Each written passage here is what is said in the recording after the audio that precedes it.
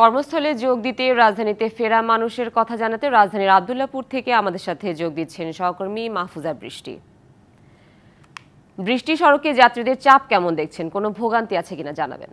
সুনন্দা, শুনছিলাম আপনি বলছিলেন, জানাচ্ছিলেন দর্শকদেরকে যে কি পরিস্থিতিতে মানুষ ঘরে ফিরছেন বা কর্মব্যস্ত শহরে ফিরছেন, সেই পরিস্থিতিটাই কিন্তু এখন পর্যন্ত একই আছে। তার কিন্তু কিছুটা হলেও পরিবর্তন আমি দেখতে পাইনি এখন পর্যন্ত।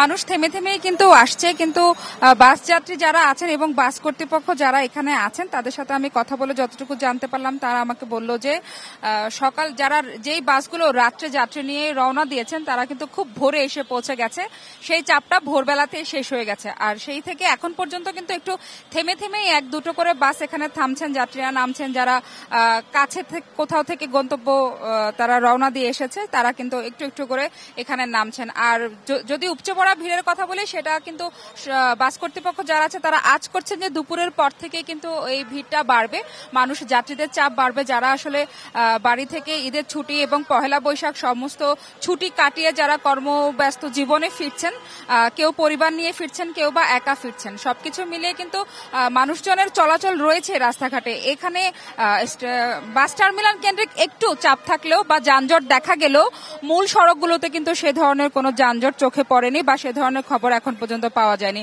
মূলত স্বস্তিতেই কিন্তু রাজধানীবাসীরা রাজধানীতে আবার ফিরে আসছে নিজের জীবনের তাগিদে, কর্মের তাগিদে কিন্তু তারা আবারও ফিরে আসছে রাজধানীতে।